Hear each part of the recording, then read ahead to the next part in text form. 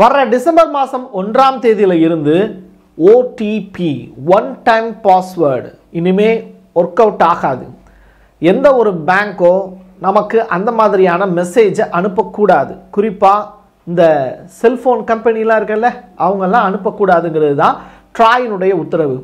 இது எதனால் அப்படிங்கிற விஷயத்தை நம்ம பார்க்க போகிறோம். அதே நேரத்தில் நீங்கள் ஏர்லைன்லலாம் ட்ராவல் பண்ணுறீங்கன்னா உங்களுடைய குழந்தையின் அருகில் நீங்கள் உட்கார வேண்டுமென்றால் கூட கூடுதல் கட்டணம் செலுத்தணும் அப்படிங்கிற விதிமுறை.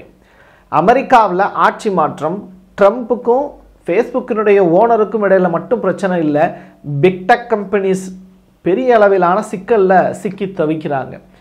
இது எல்லாத்துக்கும் சேர்த்து முடிச்சு போட்டு தான் இந்த வீடியோவை நம்ம பார்க்க போகிறோம். வாங்க பார்க்கலாம் உறவுகளே. உலகம் முழுவதும் டெக்னாலஜி அடிப்படையில் நம்முடைய வர்த்தகத்திற்கு எப்படி ஆப்பு வச்சுருக்காங்க, இன்க்ளூடிங் மாலத்தீவு முதற்கொண்டு. இது பிரசாத் சிக்னேச்சர்.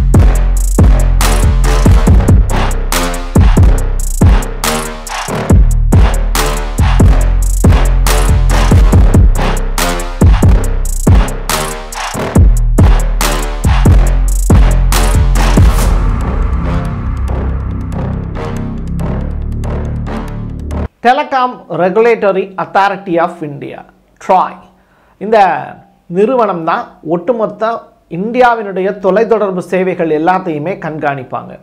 நம்ம பேசக்கூடிய விஷயங்களில் இருந்து நம்ம கட்டக்கூடிய கட்டணங்கள் வரைக்கும் நிர்ணயிக்கிறது இவங்களுடைய அனுமதி பெற்று தான் தனியாராகட்டும் அரசு நிறுவனங்களாகட்டும் செயல்படணும். கட்டணங்கள் அப்படிங்கிறது ஒரு புறம் ஜியோ அப்படியே கம்மி பண்ணாங்க, இன்னொரு புறம் அப்படியே பிஎஸ்என்எல்லும் டவுன் பண்ணாங்க. இதற்கு பிறகு பிஎஸ்என்எல் அப்படியே அதனுடைய ஸ்டாண்டர்டை இழக்காமல் இருந்தது, ஜியோ இப்போது ரேட்டை ஏற்றிட்டாங்க. இதுதான் இந்த மக்களை நம்ப வச்சு அவங்கள கழுத்தறுக்கக்கூடிய நிகழ்வு. இதனால் பாதிக்கப்படுறது நம்மள மாதிரியான கன்சியூமர்ஸ், நுகர்வோர் தான். இதை எதிர்த்து நம்மளால் கேஸ் கூட ஃபைல் பண்ண முடியாது. இதெல்லாம் ஒரு புறம் இருக்க, இந்த ஒன் டைம் பாஸ்வேர்டு எடுத்திருக்கக்கூடிய மிக முக்கியமான முடிவுகள் பேங்க் எடுத்திருக்காங்க. அதே நேரத்தில் இந்த ஒன் டைம் பாஸ்வேர்டு இனிமேல் செல்ஃபோன் கம்பெனிஸ், அது ஜியோவாக இருக்கலாம், ஏர்டெல்லாக இருக்கலாம், ஏர்செல்லாக இருக்கலாம், பிஎஸ்என்எல்லாக இருக்கலாம், ஐடியாவாக இருக்கலாம், இன்னும் சில கம்பெனிஸ் இருக்குது இல்லையா, வோடாஃபோன் உள்ளிட்ட கம்பெனிஸ் எல்லாருமே இனிமேல் இந்த ஒன் டைம் பாஸ்வேர்டு அப்படிங்கிறது நம்முடைய மொபைலுக்கு வர அனுக்கூடாது. டிசம்பர் மாதம் 1ஆம் தேதியில் இருந்து இந்த முறை அமலுக்கு வருது அப்படின்னு ட்ராய் உத்தரவு போட்டிருக்காங்க.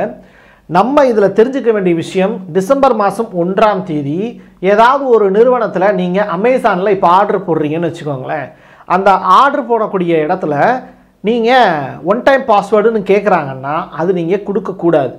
அதுக்கு பேர் தான் ஸ்கேம் அப்படிம்பாங்க. இப்போ இந்த ஓடிபி ஸ்கேம் அப்படிங்கிறது நம்ம இந்தியாவில் அதிகமாகிடுச்சுங்கிறாங்க. 10 லட்சத்துக்கும் மேற்பட்ட வழக்குகள் மட்டும் உச்சநீதிமன்றம், உயர்நீதிமன்றத்தில் பெண்டிங்கில் இருக்குங்கிறாங்க. ஸோ இந்த ஓடிபி ஸ்கேம் அப்படிங்கிறது உங்களுடைய பணம் உங்களுக்கே தெரியாமல் திருடப்பட்டு கொண்டிருக்கிறது அப்படிங்கிற வார்த்தை.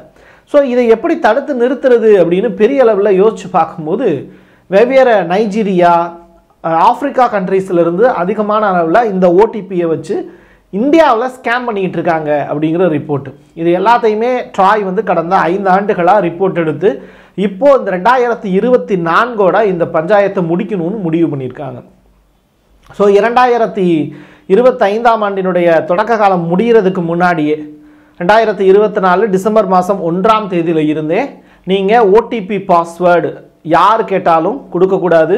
ஓடிபி அப்படின்னு சொல்லிட்டு ஏதாவது ஒரு கம்பெனி, பேங்க்கோ மற்றவங்களோ உங்களை அணுகிறாங்க அப்படின்னா ஒன் டைம் பாஸ்வேர்டு அப்படிங்கிறது ஒரு தடவை தான் யூஸ் பண்ணக்கூடிய பாஸ்வேர்டு. உங்களோட ஃபோனுக்கு சில பாஸ்வேர்டெலாம் வச்சுருப்பீங்க, அதில் எந்த பிரச்சனையும் இல்லை.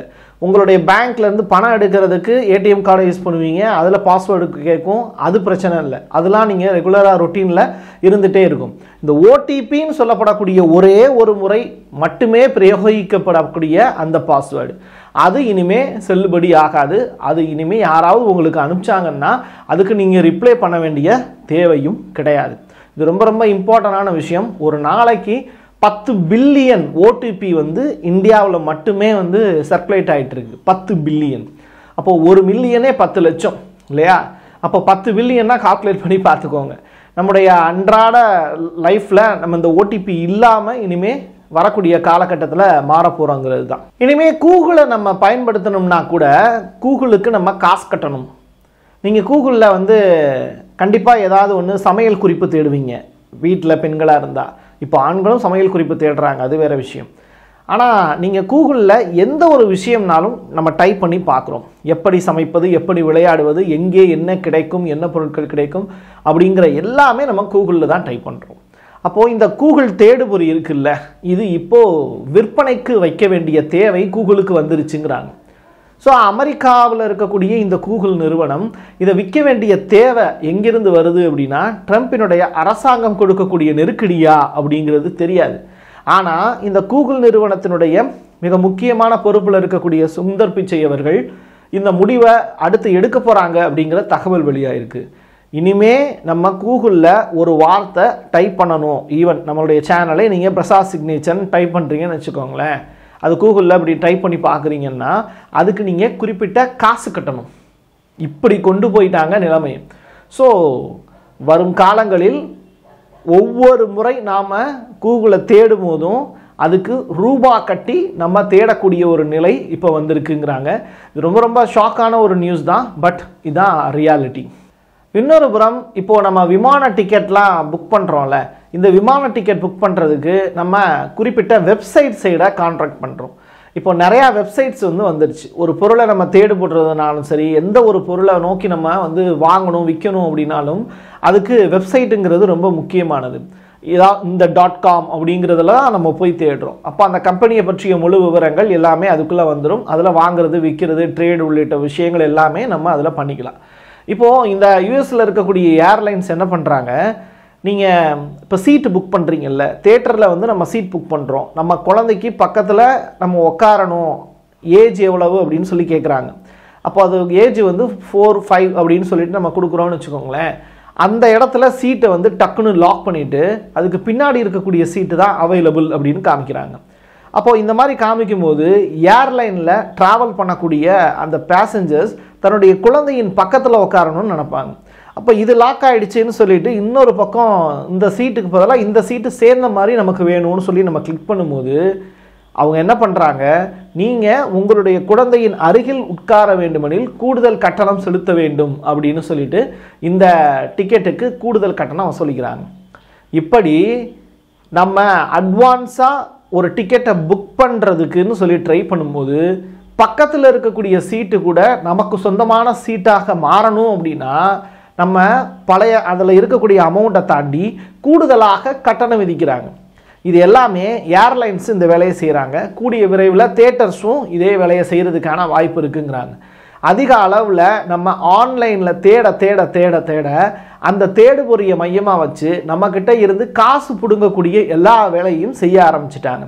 எப்படி நம்ம ஒரு பேங்க்கில் மட்டும் பணம் வச்சுருப்போம், ஆனால் இன்னொரு பேங்க்கில் போய் நம்ம ஏடிஎம்மில் பணம் எடுக்கும்போது நீங்கள் எங்களுடைய சேவையை பயன்படுத்தி கொண்டதற்காக நாங்கள் இவ்வளவு ரூபாயை பிடித்து கொள்கிறோம் அப்படின்னு கொடுக்குறாங்களோ, அதே மாதிரி ஒரு வசூல் வேட்டை அப்படிங்கிறது இந்த ஏர்லைன் டிக்கெட் புக்கிங்லையும் இப்போ நடந்திருக்கு. நாளைக்கு தியேட்டர்ஸ்லையும் இது நடக்கும். இதே மாதிரி நீங்கள் அட்வான்ஸ்டாக எந்தெந்த இடத்துலலாம் நீங்கள் புக் பண்ணணும்னு நினைக்கிறீங்களோ, ஈவன் பஸ்ஸில் நீங்கள் போகணும் அப்படின்னு நினச்சாலும் சரி, இந்தியன் ரயில்வேயே இப்போ வந்தே பாரத் மாதிரியான ட்ரெயில்களோட எண்ணிக்கை அதிகமாகிடுச்சு. ஸ்பீடு ரேஞ்ச் அதிகமாகிடுச்சான்னு கேட்டால் அதே லெவல் ஸ்பீடில் தான் போயிட்டுருக்காங்க. பட் இருக்கையினுடைய தரத்தை அதிகப்படுத்தி இருக்கிறோம் அப்படிங்கிற ஒரே காரணத்தினால போகக்கூடிய வேகம் ஒரே மாதிரி இருக்குது, ஆனால் வசதியை மேம்படுத்தி இருக்கிறோம் அப்படிங்கிற ஒரு காரணத்தை பயன்படுத்தி அதிக அளவிலான கட்டணத்தை பிடுங்குகிறார்கள். இது ரொம்ப ரொம்ப வேதனைக்குரியது. இது இந்தியன் எக்கனாமியை நம்மக்கிட்ட இருந்து அதிக அளவில் ஜிஎஸ்டி வருவாயை இந்தியன் கவர்மெண்ட்டுக்கு கொடுக்கறதுக்கு பெரிய அளவில் உதவும். ஆனால் இந்தியனுடைய வருமானம் உயர்ந்திருக்கா அப்படின்னு கேட்டால் அது கிடையாது. ஒரு சாதாரண ஏழை குடும்பத்தினுடைய தினசரி வருமானம், ஒரு கூலி தொழிலாளியுடைய வருமானம் இன்னமும் கிராமங்களில் 50 இருந்து 200 ரூபா தான். ரொம்ப ரொம்ப ஷாக்கான ஒரு செய்தி தான் இது. ஆனாலும் இவ்வளவு தான் கொடுத்து அந்த தொழிலாளியை நாள் முழுவதும் வேலை வாங்குறாங்க. ஆனால் அவங்கிட்ட இருந்து சாதாரணமாக கடையில் ஒரு பெட்டி கடையில் ஒரு பார்சலான ஒரு பொருளை வாங்கினான்னா அதுக்கும் அவன் ஜிஎஸ்டி கட்டுறான். அப்போது இங்கே வருமானம் கம்மியாக இருக்குது, அதே நேரத்தில் செலவினங்கள் ஜாஸ்தியாக இருக்குது. ஆனால் செலவு பண்ணுறதுக்கான காசு ஒரு இந்திய குடிமகன்கிட்ட இருக்கான்னு கேட்டால் அதுதான் இல்லை.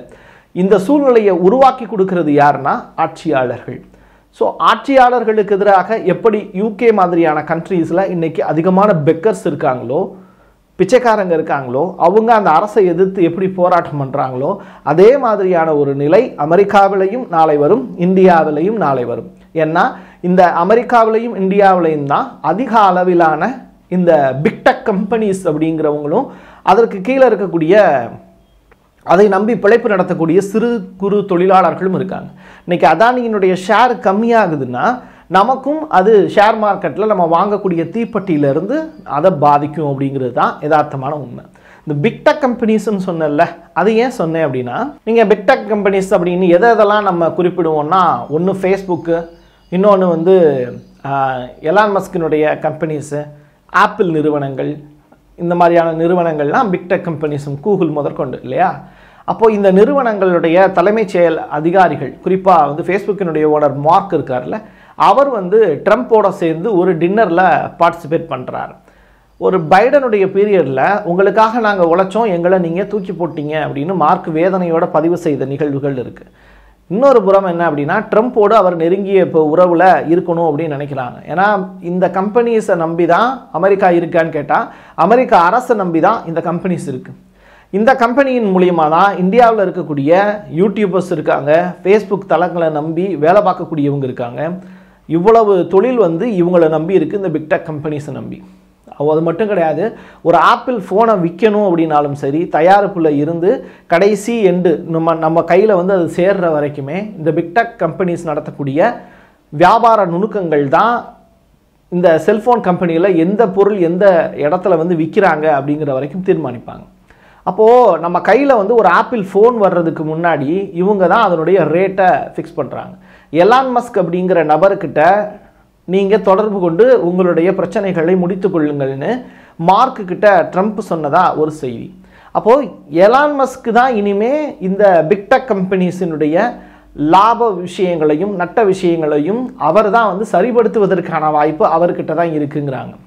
ஸோ இந்த ஃபெடரல் ரிலேட்டடான விஷயங்கள், தேவையற்ற வரி உள்ளிட்ட விஷயங்கள், அதிவித செலவினங்கள் அரசுக்கு ஏற்படாமல் அளவுக்கு தடுக்கிறது உள்ளிட்ட விஷயங்கள் எல்லாத்தையும் அமெரிக்காவில் எப்படி ஒரு விஷயத்தை மாற்றுறாங்களா அதை முடிவெடுக்க வேண்டிய அதிகாரம் வந்து எலான் மஸ்கிட்ட இருக்குது.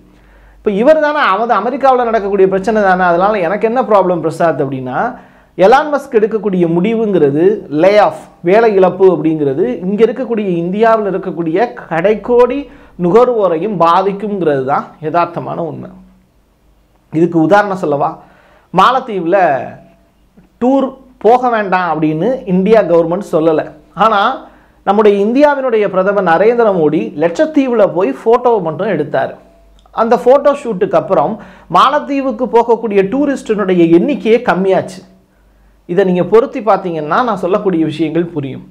இன்றைக்கி அதே மாலத்தீவு அக்டோபர் மாதத்துக்கு பிறகு இந்தியன் கவர்மெண்ட்டுக்கிட்ட நல்ல ரிலேஷன்ஷிப்பை நாங்கள் ஃபாலோ பண்ணுறோம், சைனா ஒரு பக்கம் இருந்தாலும் உங்களுடைய உறவும் எங்களுக்கு தேவை அப்படிங்கிற உறவை மலர செய்யக்கூடிய விஷயத்தை செஞ்சாங்க. இதனுடைய விளைவு என்னாச்சுன்னா, மாலத்தீவுக்கு போகக்கூடிய இந்தியர்களுடைய எண்ணிக்கைங்கிறது மறுபடியும் அதிகரிக்க தொடங்கியிருக்கு. இந்த இடத்துல 2,40,000 பேர் ஒரு வருஷத்துக்கு மாலத்தீவுக்கு டூர் போயிட்டுருக்காங்க.